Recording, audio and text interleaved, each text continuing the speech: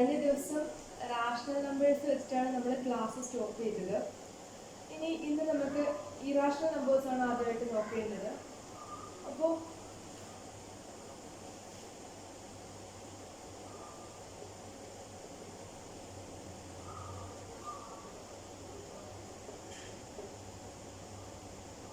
Irrational numbers നമ്മൾ കഴിഞ്ഞ ദിവസം പറഞ്ഞായിരുന്നു.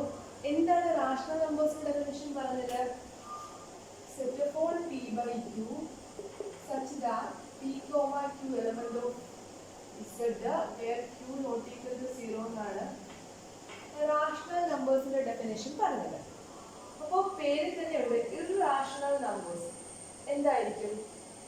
റാഷണൽ നമ്പേഴ്സിന്റെ ജസ്റ്റ് ഓപ്പോസിറ്റ് ആണ്. അതായത് പി ബൈ ക്യൂ ഫോമിൽ എഴുതാൻ കഴിയാത്ത നമ്പേഴ്സിനെയാണ് നമ്മൾ ഇറാഷണൽ നമ്പേഴ്സ് എന്ന് പറയുന്നത്. അതായത് ഇറാഷണൽ നമ്പേഴ്സിന് നമുക്ക് സിമ്പിൾ ഫ്രാക്ഷൻസ് ആയിട്ട് എക്സ്പ്രസ് ചെയ്യാൻ പറ്റത്തില്ല. ഓക്കെ, അപ്പോൾ എന്താണ് ഇറാഷണൽ നമ്പേഴ്സ് എന്ന് പറഞ്ഞാൽ പി ബൈ ക്യൂ ഫോമിൽ എഴുതാൻ കഴിയാത്ത നമ്പേഴ്സിനെയാണ് നമ്മൾ ഇറാഷണൽ നമ്പേഴ്സ് എന്ന് പറയുന്നത്. അതുപോലെ തന്നെ ഇറാഷണൽ നമ്പേഴ്സിന് എന്താണ് നമുക്ക് സിമ്പിൾ ഫ്രാക്ഷൻസ് ആയിട്ട് എഴുതാനായിട്ട് സാധിക്കത്തില്ല. ഓക്കെ, നമുക്ക് എക്സാമ്പിൾസ് നോക്കാം.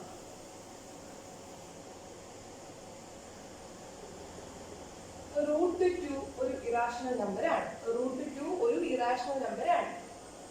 അതുപോലെ √3 ഒരു ഇറാഷണൽ നമ്പറാണ്. √5 ഒരു ഇറാഷണൽ നമ്പറാണ്. പൈ ഒരു ഇറാഷണൽ നമ്പറാണ്. ഇതൊക്കെ ഇറാഷണൽ നമ്പേഴ്സിന്റെ എക്സാമ്പിൾസ് ആണ്. ഇപ്പൊ √2ന്റെ വാല്യൂ എന്ന് പറഞ്ഞാൽ 1.414 വരും. √3 ആണെങ്കിൽ 1.732 സംതിങ് വരും. അടുത്തത് പൈ എന്ന് പറഞ്ഞാൽ നമുക്കറിയാം പൈ എന്താണ്. പൈ എന്ന് പറഞ്ഞാല് ഒരു സർക്കിളിന്റെ സർക്കംഫറൻസ് ഡിവൈഡഡ് ബൈ ഡയമീറ്റർ ആണ് അല്ലെ. Circumference divided by diameter. അപ്പം പൈയുടെ വാല്യൂ എന്ന് പറഞ്ഞാല് 3.141592 എക്സെട്ര അങ്ങനെ നീണ്ടു പോകും. ഓക്കെ, ഇതാണ് പൈയുടെ വാല്യൂ. അപ്പൊ ഇതൊക്കെയാണ് ഇറാഷണൽ നമ്പേഴ്സിന്റെ എക്സാമ്പിൾ എന്ന് പറയുന്നത്. നമുക്ക് പി ബൈ ക്യൂ ഫോമിൽ എഴുതാൻ കഴിയാത്ത നമ്പേഴ്സ്. ഓക്കെ, എല്ലാവർക്കും എക്സാമ്പിൾ പിടികിട്ടി കാണുമെന്ന് വിചാരിക്കുന്നു.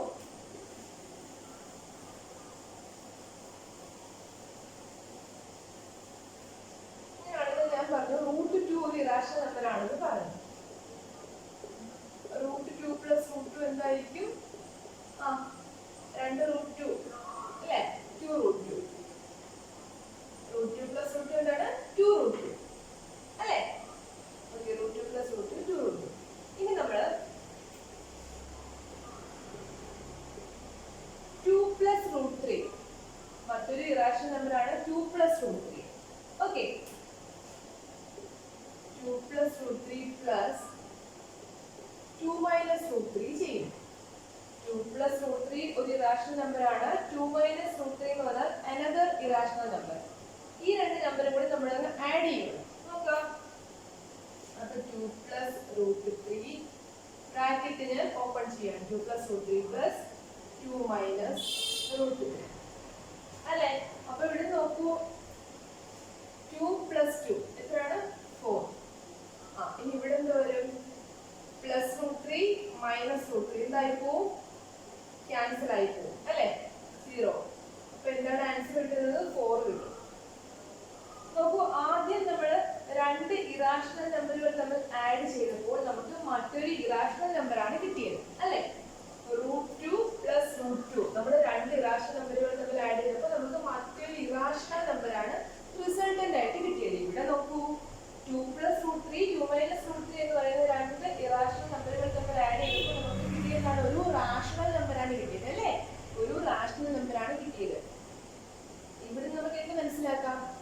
രണ്ട് ഇറാഷണൽ നമ്പറുകൾ തമ്മിൽ ഇങ്ങനെ ആഡ് ചെയ്യുമ്പോൾ റിസൾട്ടന്റ് ഇറാഷണൽ തന്നെ കിട്ടണമെന്നില്ല അല്ലെ.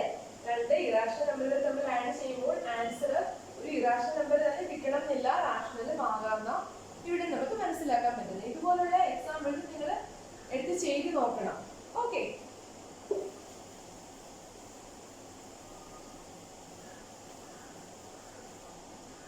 നെക്സ്റ്റ് 9√5 ഒരു ഇറാഷണൽ നമ്പറാണ്. 9√5 മൈനസ് 5 എത്ര കിട്ടും? 9 റൂട്ട് 5 നിന്നും 4 റൂട്ട് 5 എടുത്ത് മാറ്റി എത്ര കിട്ടും? 5 റൂട്ട് 5 ആണ് കിട്ടുന്നത്. ഓക്കെ, 5 റൂട്ട് 5 ആണ് കിട്ടുന്നത്. ഇനി വേറെ ഒരു ഇറാഷണൽ നമ്പേഴ്സ് എടുക്കുന്നു. 6 plus root 3 minus 4 plus root 3. അപ്പോൾ രണ്ട് ഇറാഷണൽ നമ്പേഴ്സ് ആണ്. ഒന്ന് 6 പ്ലസ് റൂട്ട് 3യും മറ്റൊന്ന് 4 പ്ലസ് റൂട്ട് 3. തമ്മിൽ എന്ത് ചെയ്യാൻ പോവാണ്? സബ്ട്രാക്ട് ചെയ്യാൻ പോവാണ്. Okay, 6 plus root 3 minus 4 plus root 3 which is equal to 6 plus root 3. അപ്പൊ ഞാൻ ഈ മൈനസ് കൊണ്ട് ഈ ബ്രാക്കറ്റ് ഓപ്പൺ ചെയ്യാൻ പോവാണ്. അപ്പോൾ മൈനസ് 4 മൈനസ് പ്ലസ്, അപ്പോൾ മൈനസ് റൂട്ട് 3 കണ്ടോ? മൈനസ് കൊണ്ട് ഞാൻ ബ്രാക്കറ്റ് ഓപ്പൺ ചെയ്താണ് എഴുതി. ഓക്കെ, അപ്പോൾ ഇവിടെ എങ്ങനെയാണ് കിട്ടുന്നത് നോക്കൂ. പ്ലസ് റൂട്ട് 3യും മൈനസ് റൂട്ട് 3യും ക്യാൻസൽ ആയി പോവും. 6 മൈനസ് 4 എത്ര കിട്ടും? 2 കിട്ടും. കേട്ടോ? ഈ പ്ലസ് റൂട്ട് 3 മൈനസ് റൂട്ട് 3 എങ്ങനെയാണ് ക്യാൻസൽ ആയി പോകുന്നത് നമ്മൾ അറിയായിരിക്കും അല്ലേ?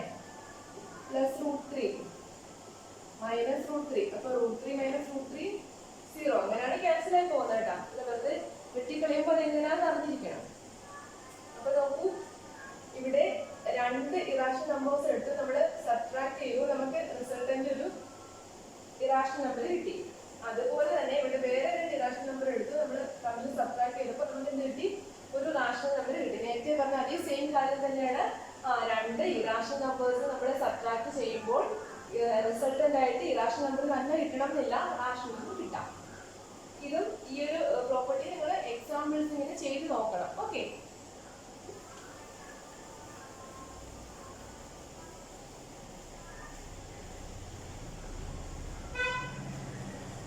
അടുത്തതായിട്ട് 2 പ്ലസ് റൂട്ട് 3 ഒരു ഇറാഷണൽ നമ്പർ ആണ്. അതുപോലെ അടുത്തൊരു irrational number 2 minus root 3. 2 plus root 3 2 minus root 3 നമ്മൾ എന്ത് ചെയ്യാണ്? മൾട്ടിപ്ലൈ ചെയ്യാൻ പോവാണ്. നോക്കാം. അപ്പൊ ഇതെങ്ങനെ മൾട്ടിപ്ലൈ ചെയ്യാം? ഒന്നുകിൽ ഈ 2 കൊണ്ട് ആദ്യം ഈ ബ്രാക്കറ്റ് ഓപ്പൺ ചെയ്യാം, പ്ലസ് റൂട്ട് 3 കൊണ്ട് ഈ ബ്രാക്കറ്റ് വീണ്ടും ഓപ്പൺ ചെയ്യാം. പക്ഷെ നമുക്ക് അങ്ങനെ ചെയ്യേണ്ട കാര്യമല്ല. നോക്കൂ, ഇത് ഏത് ഫോമിലാണ് കിടക്കുന്നത്? Sum a plus B into A minus B ഫോമിലാണ് കിടക്കുന്നത്. Sum a plus B into A minus B ഫോമിലാണ് കിടക്കുന്നത്. നമുക്കറിയാം എന്താണ് a plus B into A minus B എന്താണ്? A square minus B square ആണ്. നമ്മൾ പഠിച്ചിട്ടുണ്ടല്ലേ? A plus B into A minus B എന്ന് പറഞ്ഞാൽ sum A square minus B square. അങ്ങനെയാണെങ്കിൽ ആ ഇക്വേഷൻ നമ്മൾ ഇവിടെ അപ്ലൈ ചെയ്യാൻ പോവാണ്. അപ്പം ഇവിടെ എയുടെ സ്ഥാനത്ത് 2 ആണ്, ബിയുടെ സ്ഥാനത്ത് റൂട്ട് 3 ആണ്. ഓക്കെ, അപ്പം ഇവിടെ എയുടെ സ്ഥാനത്ത് 2ഉം ബിയുടെ സ്ഥാനത്ത് റൂട്ട് 3ഉം ആണ്. ഓക്കെ, അപ്പൊ നോക്കൂ, A plus B into A minus B, A square minus B square, A square minus B square. അപ്പൊ എന്ത് കിട്ടും? 2ന്റെ സ്ക്വയർ 4, റൂട്ട് 3യുടെ സ്ക്വയർ എന്താണ്? 3. റൂട്ട് 3യുടെ സ്ക്വയർ എന്താണ്?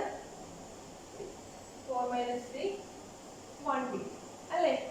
റൂട്ട് 3യുടെ സ്ക്വയർ എങ്ങനെ 3 ആയി നടത്തിയ സംശയമുണ്ടോ? റൂട്ട് 3യുടെ സ്ക്വയർ ഇതെങ്ങനെ എടുക്കും? നോക്കൂ, റൂട്ട് 3 എന്ന് പറഞ്ഞാൽ എന്താണ്?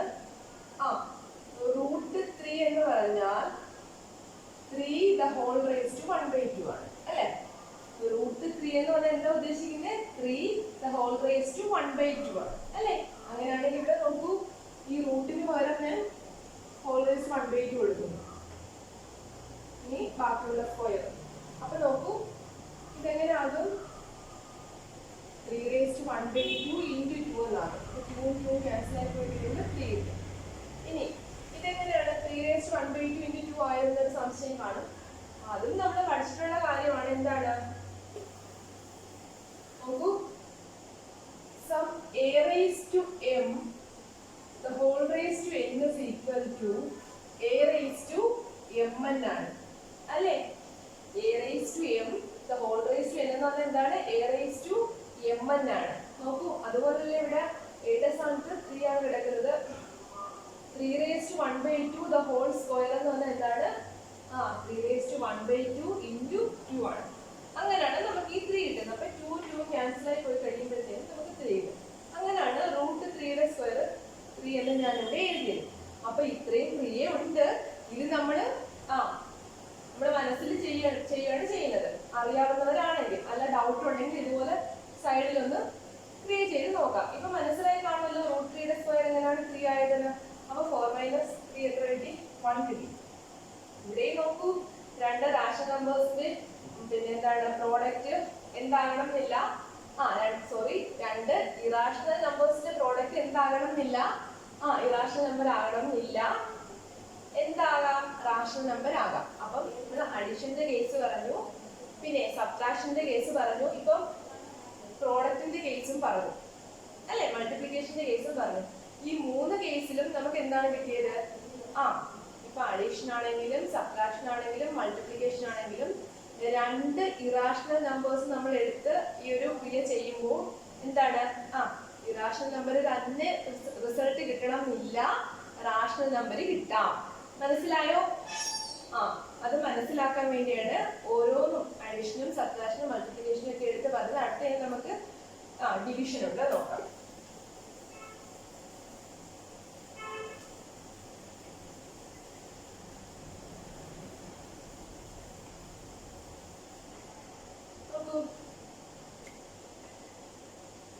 Root of some 27 by 75. Root of 27 by 75. That is equal to root 27 by root 75. ഇതിനെ എങ്ങനെ എഴുതി ആർക്കെങ്കിലും ഡൗട്ട് ഉണ്ടോ? നമുക്കറിയാം root of a by b എന്ന് പറഞ്ഞാൽ എന്താണ്? Root a by root b ആണ്. നമുക്ക് അറിയാവുന്ന കാര്യമാണ്, പഠിച്ചിട്ടുള്ളതാ. ഓക്കെ, അപ്പോ റൂട്ട് a by b എന്ന് പറഞ്ഞാൽ root a by root b ആണ്. അതുകൊണ്ടാണ് ഞാൻ ഇങ്ങനെ എഴുതിയത് കേട്ടോ. ഇനി നോക്കൂ, 27 നമുക്ക് എങ്ങനെ എഴുതാനായിട്ട് സാധിക്കും? 27 എന്ന് പറഞ്ഞാൽ 9 into 3 അല്ലേ? അതുപോലെ 75 എനിക്ക് എങ്ങനെ എഴുതാം? 25 into 3 എന്ന് എഴുതാം. കണ്ടോ? ഇനി ഞാൻ ഈ 9നെ റൂട്ടിന് വെളിയിൽ എടുക്കുക. 9 റൂട്ടിന് വെളിയിൽ എടുക്കുമ്പോൾ എത്രയാവും? 3 ആകും അല്ലേ? ഓക്കെ, 3 ആവും. നമുക്ക് അറിയാവുന്ന കാര്യമാണ്. 3യുടെ സ്ക്വയർ ആണ് 9 അല്ലെ? 3യുടെ സ്ക്വയർ ആണ് 9. അപ്പൊ 9നെ നമ്മൾ റൂട്ടിന് വെളിയിൽ എടുക്കുമ്പോൾ നമുക്ക് 3 കിട്ടും. ഇനി ബാക്കിയുള്ള റൂട്ട് 3 അതുപോലെ എഴുതി ഡിവൈഡഡ് ബൈ. ഇനി 25നെ റൂട്ടിന് വെളിയിൽ എടുക്കുമ്പോൾ എത്ര ആകും? 5 ആകും. കാരണം 5ന്റെ സ്ക്വയർ ആണ് 25. നമുക്ക് അറിയുന്ന കാര്യമല്ലേ? ഓക്കെ, അപ്പൊ 25നെ റൂട്ടിന് വെളിയിൽ എടുത്തപ്പോൾ 5 ആയി. ബാക്കിയുള്ള റൂട്ട് 3 അതുപോലെ എഴുതി. നോക്കൂ, റൂട്ട് 3 ക്യാൻസൽ ആയി പോയി. ആൻസർ എത്ര കിട്ടി?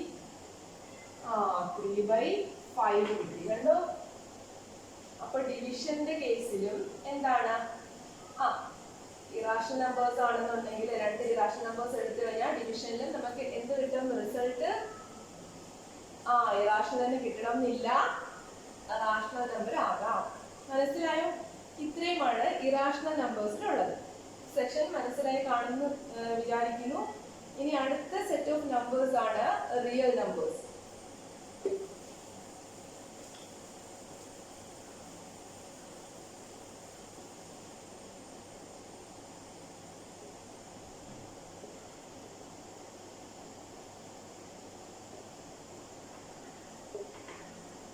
Real numbers. ഓക്കെ, ഇപ്പൊ റിയൽ നമ്പേഴ്സ് എന്ന് പറഞ്ഞാൽ റിയൽ ലൈനിൽ നമുക്ക് എക്സ്പ്രസ് ചെയ്യാൻ, അതായത് റിയൽ ലൈനിൽ നമുക്ക് റെപ്രസെന്റ് ചെയ്യാൻ പറ്റുന്ന നമ്പേഴ്സിനെയാണ് നമ്മൾ റിയൽ നമ്പേഴ്സ് എന്ന് പറയുന്നത്. റിയൽ ലൈനിൽ നമുക്ക് റെപ്രസെന്റ് ചെയ്യാൻ പറ്റുന്ന നമ്പേഴ്സിനെയാണ് നമ്മൾ റിയൽ നമ്പേഴ്സ് എന്ന് പറയുന്നത്. അതുപോലെ natural numbers, whole numbers, integers, rationals, irrationals, ഇവയെല്ലാം കൂടി ചേരുന്നതാണ് the whole real number system.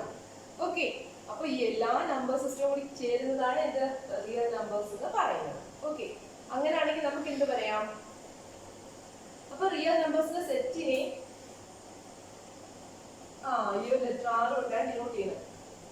ഞാൻ നേരത്തെ ഇറാഷണൽ നമ്പേഴ്സിനെ ഡിനോട്ട് ചെയ്യുന്ന സെറ്റിന്റെ കാര്യം പറഞ്ഞില്ല, വിട്ടുപോയി, സോറി. അപ്പോ കഴിഞ്ഞ ദിവസം ഞാൻ പറഞ്ഞായിരുന്നു റാഷണൽ നമ്പേഴ്സിന്റെ സെറ്റിനെ ഡിനോട്ട് ചെയ്യുന്ന ഏത് ലെറ്റർ കൊണ്ടാണ്? ആർ കൊണ്ടാണ്. അതുപോലെ ആർ അല്ലെങ്കിൽ നമുക്ക് ക്യൂ കൊണ്ടും റാഷണൽ നമ്പേഴ്സിന്റെ സെറ്റിനെ ഡിനോട്ട് ചെയ്യാം.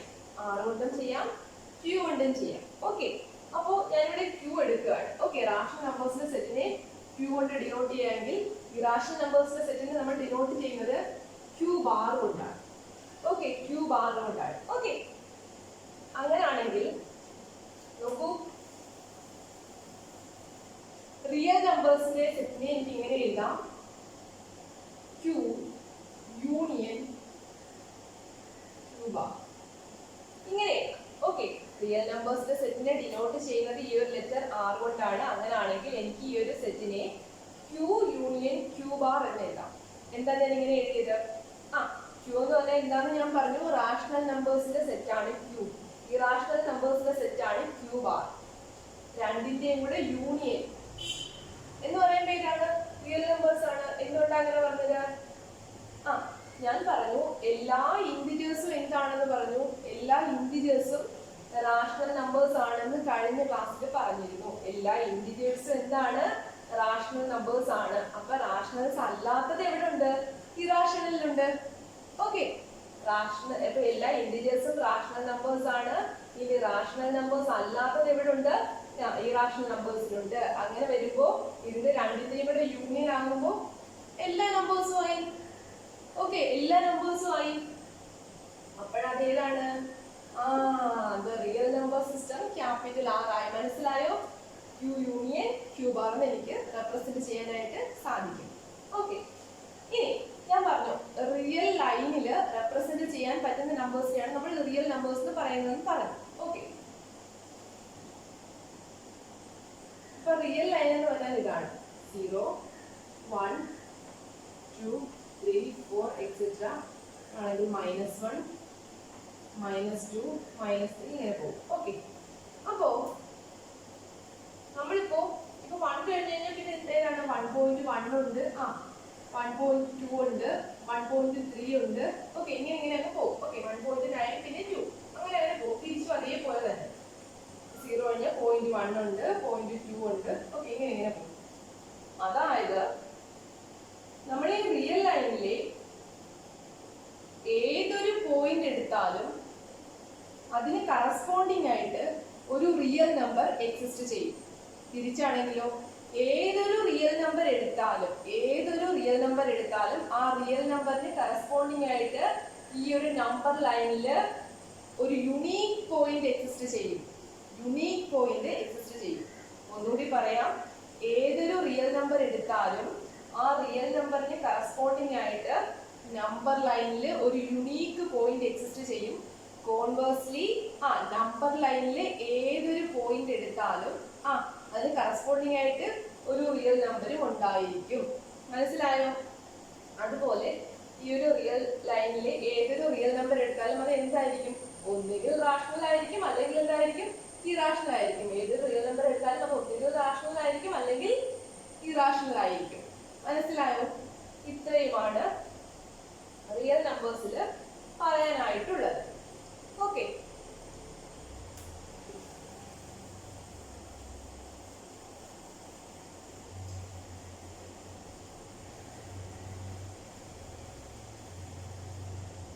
അപ്പോ ഇനി അടുത്തതായിട്ടുള്ളത് കോംപ്ലക്സ് നമ്പേഴ്സ്.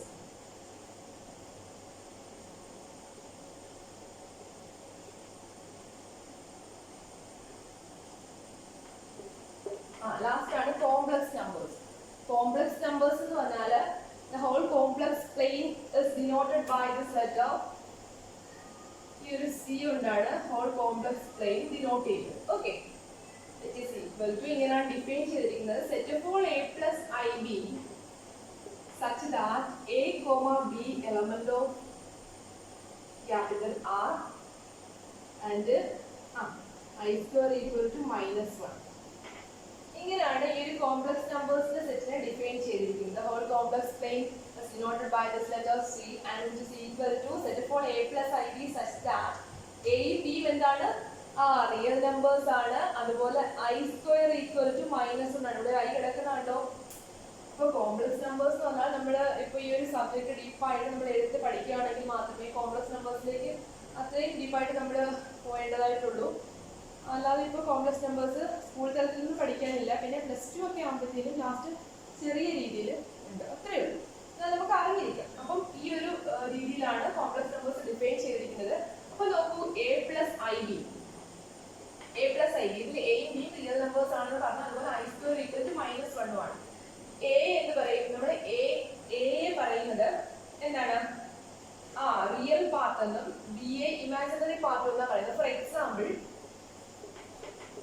2 + 3i ഇതെന്താണ്, ഒരു കോംപ്ലക്സ് നമ്പർ ആണ്. 2 എന്ന് പറഞ്ഞാൽ ഈ ഒരു പിന്നെ 2 + 3i എന്ന് പറയുന്ന കോംപ്ലക്സ് നമ്പറിന്റെ റിയൽ പാർട്ട് 2ഉം ഇമാജിനറി പാർട്ട് 3യുമാണ്. ഓക്കെ, റിയൽ പാർട്ട് ഈ 2വിനെ നമ്മൾ റിയൽ പാർട്ട് എന്ന് പറയും. ഐയിലൂടെ നിൽക്കുന്ന ഈ ഒരു പാർട്ടിന് നമ്മൾ എന്ത് പറയും, ഇമാജിനറി പാർട്ട് എന്നും പറയും. ഓക്കെ, പിന്നെ അങ്ങനെയാണെങ്കിൽ ഒരു ക്വസ്റ്റ്യൻ, 0 ഒരു കോംപ്ലക്സ് നമ്പർ ആണോ? 0 ഒരു കോംപ്ലക്സ് നമ്പർ ആണോ? ആണോ?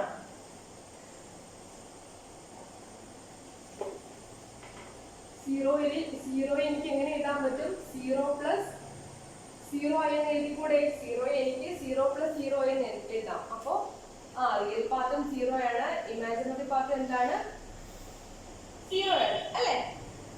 ഓക്കെ, അപ്പൊ 0 ഒരു കോംപ്ലക്സ് നമ്പർ ആണ്. അതുപോലെ അടുത്തൊരു ക്വസ്റ്റ്യൻ, 4 ഒരു കോംപ്ലക്സ് നമ്പർ ആണോ?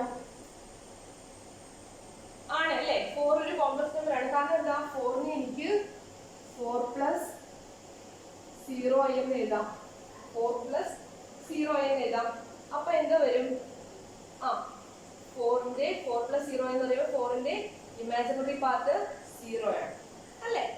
അപ്പോ ഇങ്ങനെയാണ് കോംപ്ലക്സ് നമ്പേഴ്സ് എന്ന് പറയുന്നത്. ഇപ്പൊ ഡീപ്പായിട്ട് നമ്മൾ അതിലേക്ക് പോകുന്നില്ല, അറിഞ്ഞിരിക്കുക just. The whole complex plane is denoted by this letter C and which is defined as set of all a+ib such that a യും ബിയും റിയൽ നമ്പേഴ്സ് ആണ് and i² = -1 ആണ്. ഓക്കെ, എ റിയൽ പാർട്ട് എന്ന് പറയും, B A imaginary part എന്നും പറയും.